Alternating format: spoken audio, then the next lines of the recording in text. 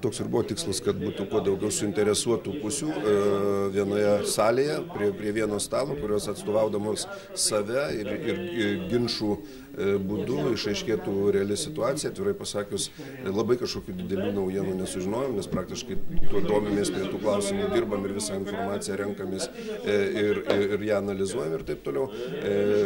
Kalbant apie pasirinkimą, būtent druskininkai yra, kalbant apie geografinę padėtį, apie kuro tiekimus, galimybės ir apie visus kitus dalykus, tai yra netradiciniai sprendimo būdai turi būti ir šiandien dienai, atvirai pasakius, aš dar negalėčiau pasakyti, koks yra teisingiausias kelias, kad ieškosime, kad tai būtų ne vien tik tai dujos, kuras, tai yra garantuota, bet ar dar svarstysime klausimą ir dėl biokuro, sakykime, katilų statybos, o gal dėl biodujų, tiek ir gamybos ir kūrenimo, čia dar klausimai atviri, nes šioje vietoje mes negalime padaryti jokios klaidos. Kiekviena klaida tai bus kiekvienam žmogui per sąskaitą šildymo sąskaitose, tai yra dydžiai sumų. Tai šioje vietoje turime geriau 100 kartų matuoti, 100 kartų skaičiuoti, bet kad nebūtų padaryta klaidų. Rinkimai baigėsi, stebuklų metas baigėsi, turime sėdėti, rimtai skaičiuoti, analizuoti ir tik tada priimti sprendimus. Nes tai yra milijoninės investicijos, kurios gali labai greitai atsiliepti kiekvienam žmogui, kuris vartoja centralizuotą šilumą. Be kainos dar yra labai svarbus ir ekologijos klausimas. Tai tarkim, kuriuo variantu mūsų oras taip ir išliks toliau tyras, švarus ir grynas? Aš manau, kad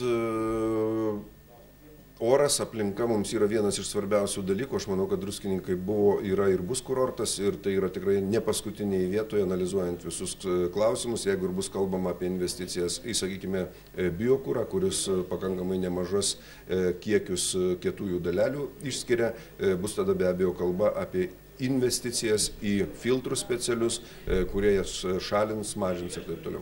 Pirma, jūs turite patį tokį moderniausią kurą, tai gamtinės dujas, žinoma, jos kol kas yra labai brangios, bet dėl to, kad tas kuras leidžia naudoti pačias moderniausias technologijas, jį labai efektyviai galima naudoti ir lankstų sunaudojami, lengva reguliuoti, todėl turint dujas jau retas, kas drįstų atsisakyti nuo gamtinių dujų. Tačiau, kadangi esat vamzdžio gale ir vienas vamzdis atveda, natūralu, kad reikia turėti kažkokią tai saugiklį, alternatyvą, jeigu kas nors atsitiktų. Kaip šiandien jau girdėjot iš kalbėjusių, kad ta tokia viltis, kad biokuras bus žymiai pigesnis. Jis pats kaip kuras jis pigus, bet įdėjus visas investicijas, kurios reikalingos, jos yra didesnės negu kad į gamtinių dujų panaudojimą, tai pačiai energijai gauti. Todėl vis tiek tas kainų skirtumas tarp šilumos pagamintos iš dujų ir pagamintos iš biokuro nėra didelis. Reiškia, tada tik tuo atveju, jeigu būtų galvojama, kad yra pavojus su gamtinių dujų tiekimo patikimumu, tai tada kaip apsauga, kaip rezervas būtų pats parankiausias, kito geresnio varianto nesugalvotum, kaip rezervinis kuras. Tačiau, kaip jau šiandien buvo akivaizdžiai pademonstruota, kad jeigu nebus subsidijų, nebus paramos, ar tai iš ES, ar iš kitų tai Lietuvos fondų, tai ekonomiškai pagrysti tą perėjimą sunku, reiškia, tada druskininko gyventojai, norėdami ramiau miegoti, kad jeigu kas nors atsitiks, jie turės papildomai mokėti. Jeigu susitarsit ir gyventojai pritartų mokėti aukštesnę kainą, tada galima rizikuoti turėti tą tokią saugiklį.